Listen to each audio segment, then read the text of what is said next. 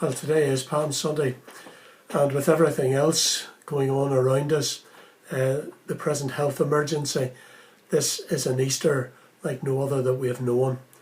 In that respect, it seems to have come up on us almost unawares. We've been unable to prepare for Easter.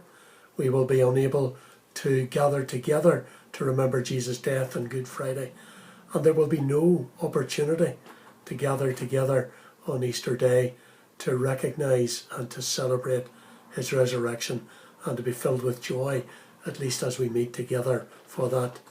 Today again we depend upon the Holy Spirit of God to unite us as though we are meeting separately in our homes, to unite us supernaturally and bring us together, so that though we are apart, we are together in Jesus Christ. Like Christmas, it's difficult sometimes to find anything about the Easter story that is new. And that, I think, is particularly true about Palm Sunday.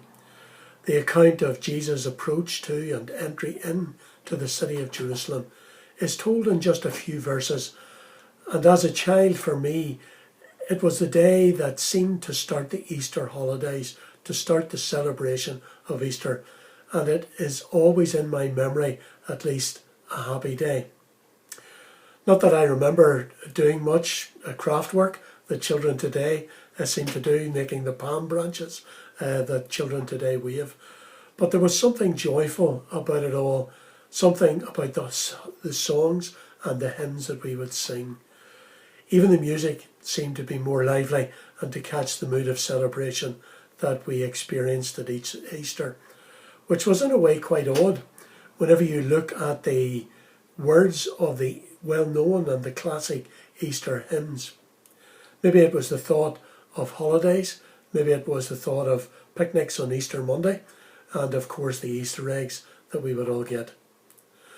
The only downside to Easter for me was being in the children's choir in St Andrews and my mum sending me there when the other kids were out playing in the street. Well, for almost a year now, we've been studying Mark's Gospel in our morning services, and I hope before the Easter period is finished that we will be able to complete our study of the Gospel. But rather than look at Mark's Gospel today, what I want to do is look at Luke's account of Jesus' entry into the city of Jerusalem. Now, all the Gospels tell us more or less in the same words the very story of Easter and Palm Sunday when Jesus comes to Jerusalem. But Luke is unique in this respect, that he alone records Jesus' sorrow in very vivid words that adds a new dimension to this story and gives us an insight, if you want, into Jesus' burden and the inner turmoil of his soul. So let's read that together now in Luke chapter 19, and we're going to begin at verse 28. And if you want to follow in your own Bible, please do so. After Jesus had said this, he went on ahead, going up to Jerusalem. As he approached Bethphage and Bethany at the hill called the Mount of Olives, he sent two of his disciples, saying to them, "Go to the village ahead of you, and as you go, enter it, you will find a colt tied there, which no one has ever ridden. Untie it and bring it here. If anyone asks you, 'Why are you untying it?' tell him the Lord needs it." Those who were sent ahead went and found it just as they had been told. As they were untying the colt, its owners asked them, "Why are you untying the colt?"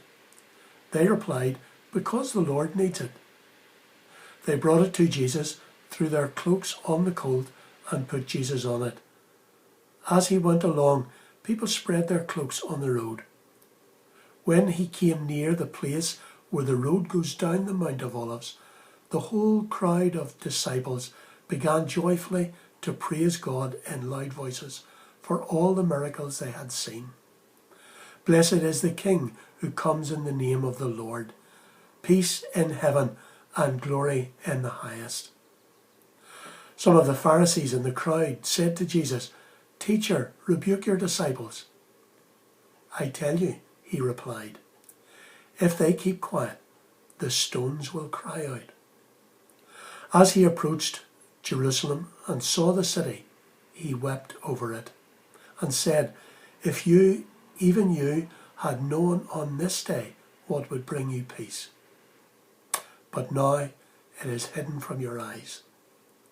The days will come upon you when your enemies will build an embankment against you and encircle you and hem you in on every side. They will dash you to the ground, you and the children within your walls. They will not leave one stone on another, because you did not recognize the time of God's coming to you. We're going to continue to look at this in just a moment or two.